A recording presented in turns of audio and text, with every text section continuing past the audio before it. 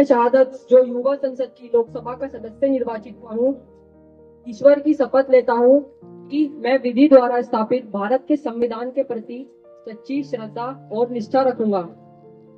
मैं भारत की प्रभुता और अखंडता को अक्षुण्ण रखूंगा तथा जिस पद को मैं ग्रहण करने वाला हूँ उसके कर्तव्यों का श्रद्धा पूर्वक निर्वहन करूंगा।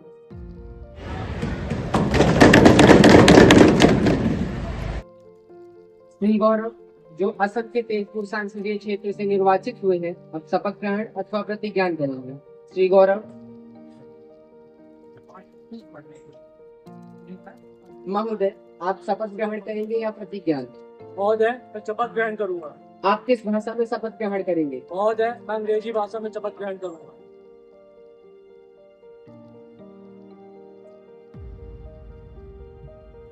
I, Gaurav, having been elected a member of lower house of the Youth Parliament, do swear in the name of God that I will bear all true faith and allegiance to the Constitution of India, as by law established, that I will uphold the sovereignty and integrity of India, that I will faithfully discharge the duty upon which I am about to enter.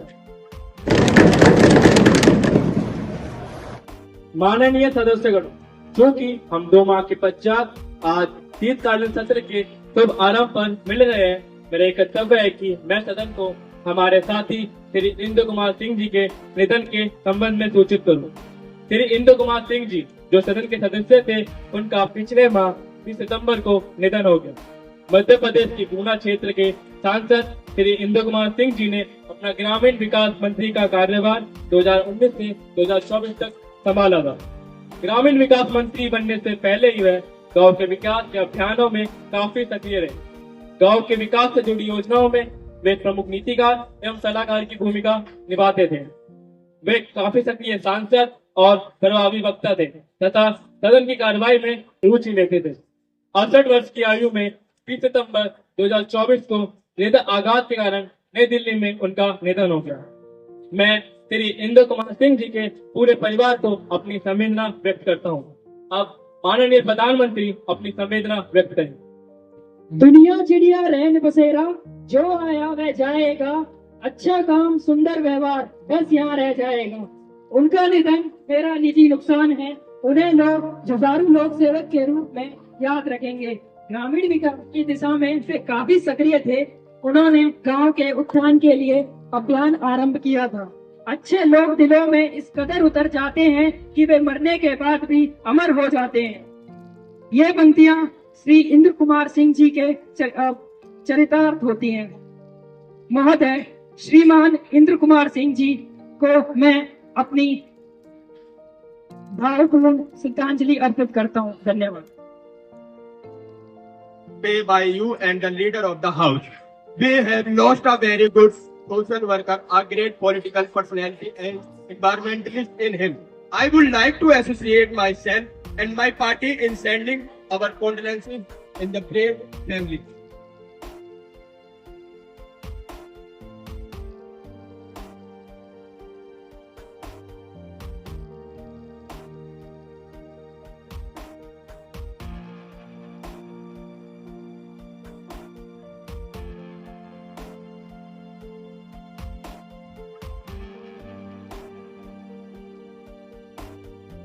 महासचिव संसद परिवार को संवेदना संदेश भेजेंगे।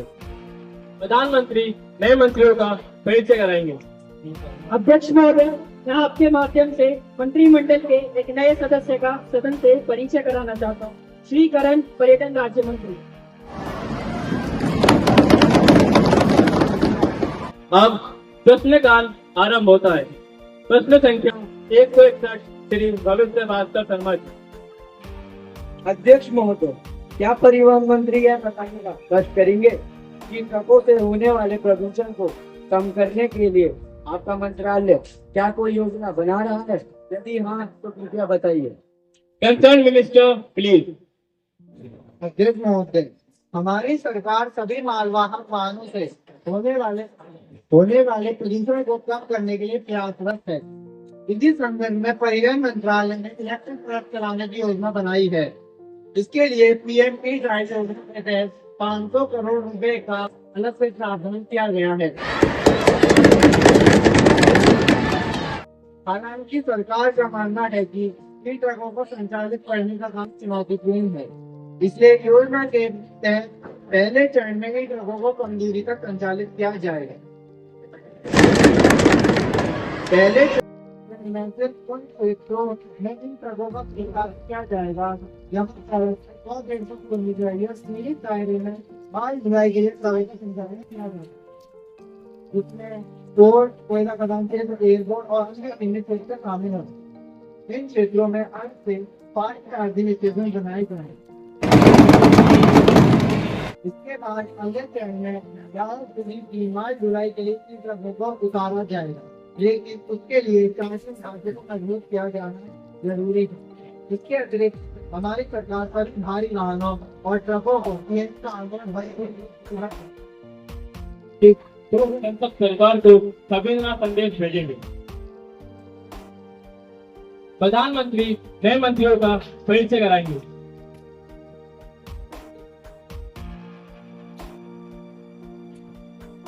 अध्यक्ष महोदय, मैं आपके माध्यम से मंत्रिमंडल के नए सदस्य का सदन से परिचय कराना चाहता हूँ। श्री करण, पर्यटन राज्य मंत्री।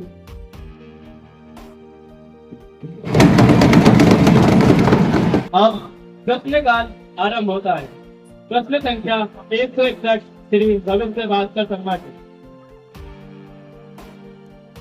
अध्यक्ष महोदय, क्या परिवहन मंत्री बात करेंगे कि ट्रकों से होने वाले प्रदूषण को कम करने के लिए आपका मंत्रालय क्या कोई योजना बना रहा है? यदि हाँ तो कृपया बताइए। Concern minister please.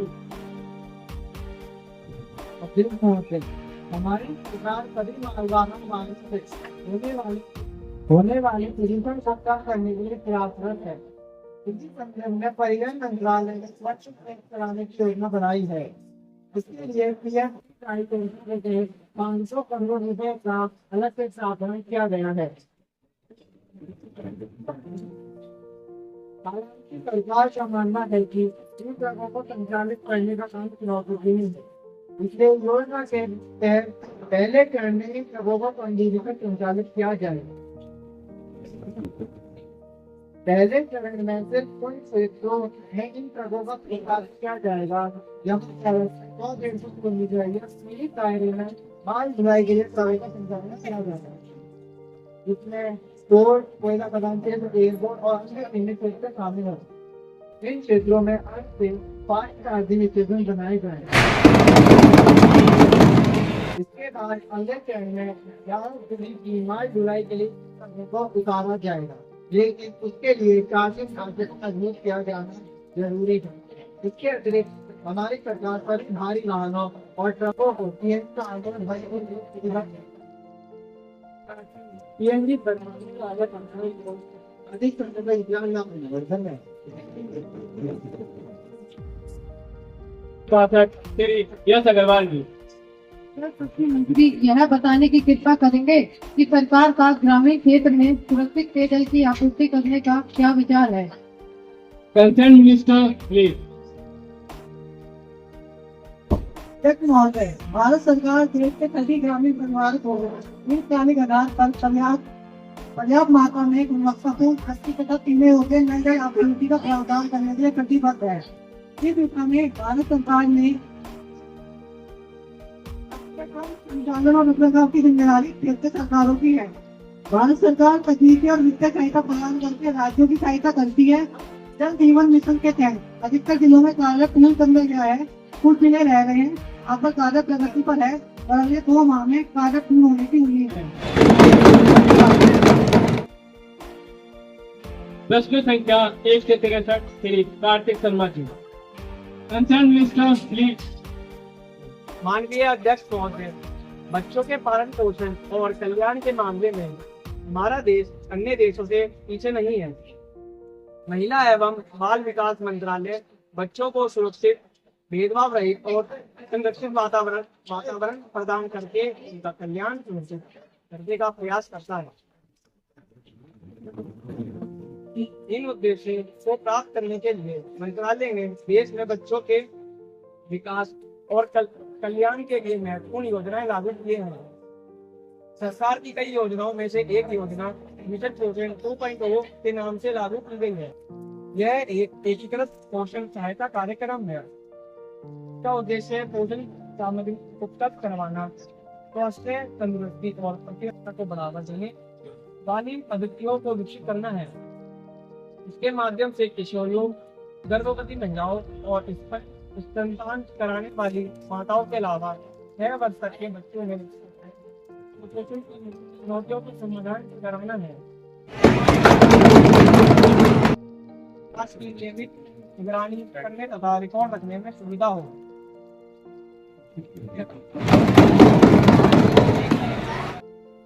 संख्या 164 श्री यश अग्रवाल श्री विकास महोदय, क्या श्मशान और शहरी कार्य मंत्रालय बताने की कृपा करेंगे कि सरकार द्वारा शहरी क्षेत्रों में विशेषकर कम आय वाले परिवारों के लिए सस्ते आवास के मुद्दे का समाधान करने के लिए उठाए गए अथवा उठाए जा रहे कदमों का ब्यौरा क्या है? और कॉलोनीकरण राज्य का विषय है, इसलिए इन राज्यों के लिए आवास से संबंधित योजनाओं को राज्यों द्वारा क्रियान्वित किया जाता है। शहरी कार्य मंत्रालय द्वारा विभिन्न कार्यक्रमों के तहत को सहायता प्रदान करता है। प्रधानमंत्री शहरी आवास योजना के तहत देश भर में 5 ऐसे आवासियों को आवासों के लिए निर्माण पक्के आवासों के निर्माण के लिए वर्ष मुहैया करने से वित्तीय सहायता प्रदान करता है।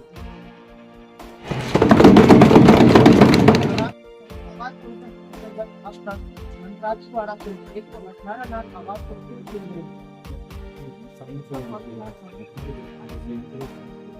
आवास के वास्ते आवास के क्या इनकम पर साइड मुझको यह बतानी देश भर में नकली और रुपया सरकार क्या कदम उठा रही है? माननीय अध्यक्ष महोदय, उर्वरक नियंत्रण आदेश 1985 में उर्वरक वार विस्तृत मापदंड निर्धारित किए गए हैं। कोई भी उर्वरक जो उक्त मापदंडों को पूरा नहीं करता है वो किसी प्रयोग के लिए नहीं बेचा जा सकता। घटिया, नकली और मिलावटी उर्वरकों को किसी भी प्रकार की बिक्री आवश्यक वस्तु अधिनियम 1955 के अंतर्गत दंडनीय है। इसके अलावा राज्य में घटिया, नकली अथवा मिलावटी उर्वरकों को विनियमित करने के लिए क्षेत्र स्तर पर जागरूकता और सतर्कता के लिए जिला गुणवत्ता नियंत्रण तंत्र है। प्रेस नोट, टीवी, वेबसाइट, किसान मेला, कृषि महोत्सव आदि के माध्यम से नियमित आधार पर किसानों के बीच जागरूकता का प्रचार प्रसार किया जाता है। परिवार कल्याण में बताने की कोशिश करेंगे के क्षेत्र में किसके स्तर पे सबसे बड़ी पहल है। इसमें 2.6 करोड़ बच्चे और 2.9 करोड़ गर्भवती महिलाओं के लिए प्रशिक्षित करने का लक्ष्य है।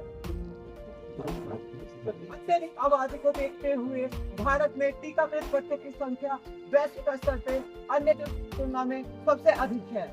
वैश्विक स्तर पे हम देखा जाए तो 2023 और 24 में 2.6 करोड़ बच्चों का टीकाकरण का लक्ष्य था। इसमें 2.5 करोड़ बच्चों का टीकाकरण किया जा चुका है। राज्य क्षेत्र के साथ समन्वय करके सरकार द्वारा निम्नलिखित कदम उठाए। मिशन इंद्रधनुष एक विशेष टीकाकरण अभियान है जिसमें उन राज्यों का सहयोग दिया गया जहाँ टीकाकरण बच्चों का ना के बराबर था। कैंसर रोगियों का उपचार मेडिकल कॉलेज, एवं संस्थाओं आदि सहित प्रणाली में संस्था सीमित केंद्रों में किया जा रहा है। प्रधानमंत्री स्वास्थ्य सुरक्षा योजना के तहत सभी एम्स और कई मौजूदा सरकारी मेडिकल कॉलेज संस्थाओं में कैंसर के उपचार में विशेष बल दिया। धन्यवाद।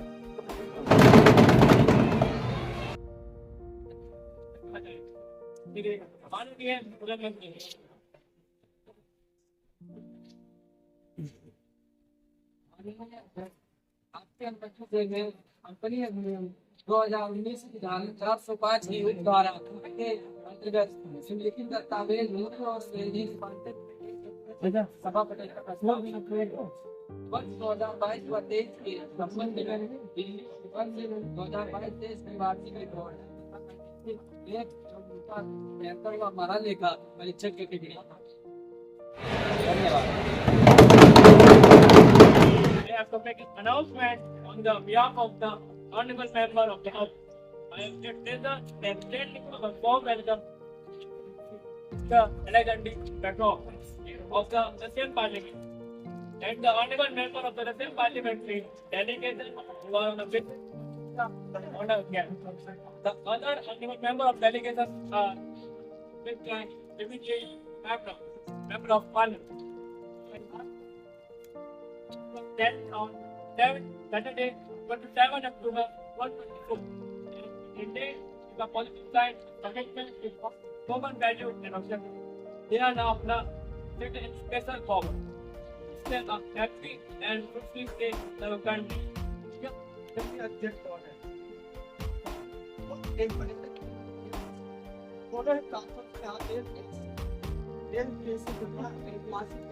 और पर्यटन स्थलों को देखने आते हैं।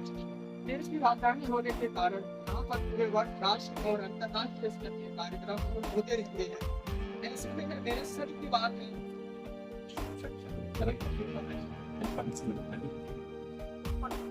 मात्रा में रोजाना इस बात का खुदा होता है तो तारीख बदलवा और तो साइट पर डाला जाता है। साइकिल के खाने स्पोर्ट मेरे साइकिल एक और पर्टिकुलर शार्ट आग लगने से समस्या निकाल हो जाती है। आग लगने के कारण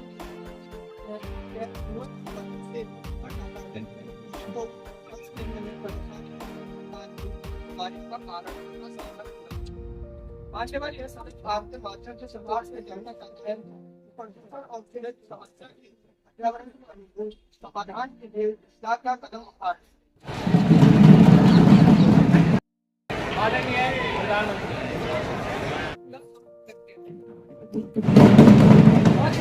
मैं सरकार का ध्यान देश में फैले हुए मौसमी संस्थानों की तरफ दिलाना चाहता हूँ। आज के समय में हमारे नौजवान उच्च शिक्षा संस्थानों में राष्ट्रीय पाने के लिए एक जोड़ जाते हैं और उनके माता पिता की भी यही कोशिश होती है कि उनके बच्चों का दाखिला नामी ग्रामीण इंजीनियरिंग अनुभव मेडिकल कॉलेज में हो जाए। माता पिता के बनाने के लिए देश भर में बेशुमार कोचिंग संस्थान खुल गए हैं। ये कोचिंग संस्थान ज्यादा से ज्यादा पैसा बचाने के चक्कर में सुरक्षा मानकों को दरकिनार कर देते हैं। ये कोचिंग संस्थान पैसा बचाने के लिए नियुक्त व्यवस्था और घटना उपकरणों का उपयोग करते हैं। ऐसे संस्थानों में अक्सर हादसे हो जाते हैं। इसका खामियाजा बच्चों को तथा उनके माता पिता को भुगतना पड़ता है। राजेंद्र नगर में एक नामी संस्थान में अचानक वर्षा जल भर जाने के कारण 3 छात्रों की जान चली गई। इसकी मुख्य वजह सुरक्षा इंतजामों में कमी थी। मैं यही चाहता हूँ माननीय शिक्षा मंत्री है इस तरह के हादसों को रोकने के बारे में सोचे और इस पर एक कानून बनाए और इस बारे में इस कानून पर शक्ति से अवगत किया जाए। धन्यवाद।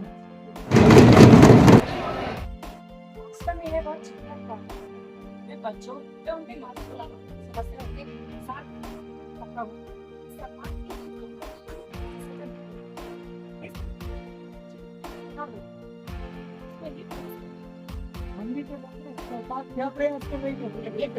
माननीय सदस्य श्री मोहित शर्मा जी ने किया है।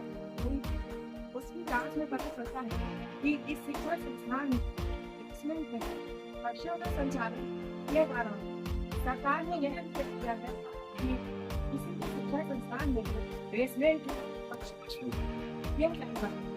इस समय पर जांच जिस क्षेत्र में वह संस्थान होगा उस क्षेत्र के जिला अधिकारी द्वारा जो तय किए गए सुरक्षा मानकों पर खरा नहीं उतरेगा और उनकी मान्यता रद्द कर दी जाएगी।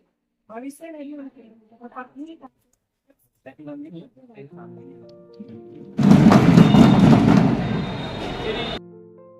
मैं सरकार का ध्यान एक और संवेदनशील मुद्दे की तरफ आकर्षित करना चाहता हूँ। मान्यवर, सरकार ने वर्ष 2022 में अग्निवीर के आयु वर्ग के युवाओं को केवल 4 साल के लिए सेना में भर्ती करने का प्रावधान किया है। वर्तमान में ऊपरी आयु को बढ़ाकर 23 वर्ष कर दिया गया है। इसको सेना में एक क्रांतिकारी सुधार के रूप में लागू किया गया है। इस योजना को 2 साल से अधिक का समय हो चुका है, परंतु इसके बावजूद इस योजना पर सवाल उठने बंद नहीं हुए हैं। यह योजना दीर्घकाल में बेरोजगारी को बढ़ाने वाली साबित होगी।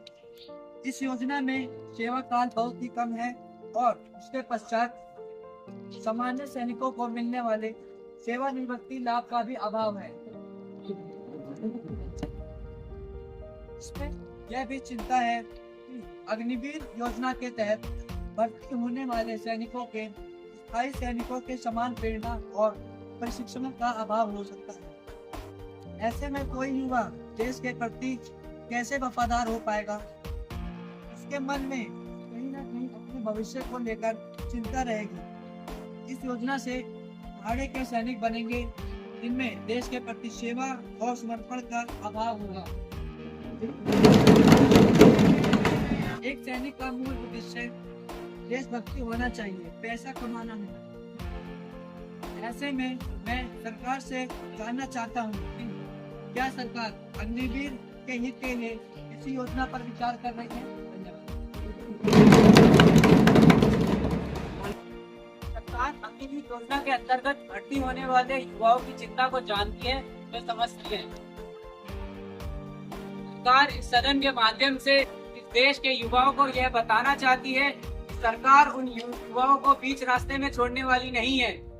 सरकार ने अग्निवीर योजना के अंतर्गत भर्ती होने कई योजनाओं का निर्माण किया है।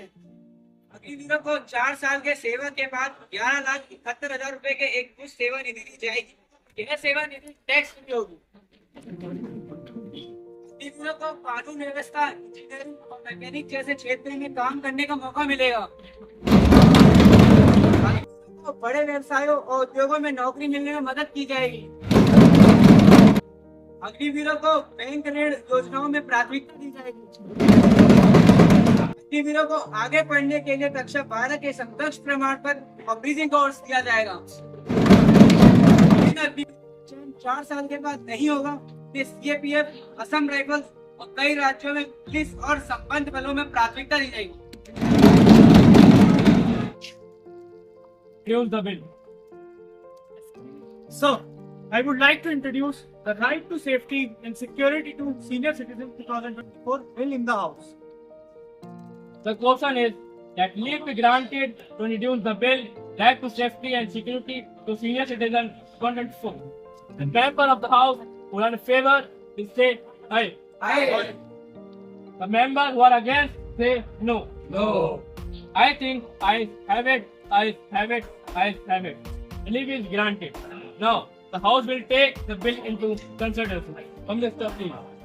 So, I beg to move on leave to consider the right to safety and security to senior citizens. The question is now that the House will take up the right to safety, security, senior citizen 104. Mr. Please. Children leave their parents in an old age for one reason or another. The senior citizens are left alone to feed for themselves. They often become victims of crimes, exploitation, accidents, and serious illnesses. It is a high time or a peak time for a new bill to be introduced for better safety and security to senior citizens. Sir, I introduced this bill on 26th day of October 2024, the Right to Safety and Security to Senior Citizens 2024 bill in the law. This bill will make the life of senior citizens, who constitutes 10.2%, I am repeating it, constitutes 10.2% of our population, better and safe. This bill seeks to open the ways to make policies for safety and security of life and property of our senior citizens. Motion moved. Shri Nissan ji. अध्यक्ष महोदय, मैं इस bill का समर्थन करता हूँ। मैं मंत्री महोदय का धन्यवाद करता हूँ कि उन्होंने इतने अहम विषय से संबंधित बिल को सदन में। यह विधेयक हमारे वरिष्ठ नागरिकों की सुरक्षा को सुनिश्चित तो करेगा ही, साथ ही उनको आम सम्मान के साथ जीवन जीने का अवसर भी प्रदान करेगा। जिनके छांव में पले बड़े हम, उनके लिए कुछ भी कर जाए तो अपने को खुशकिस्मत समझेंगे हम। धन्यवाद।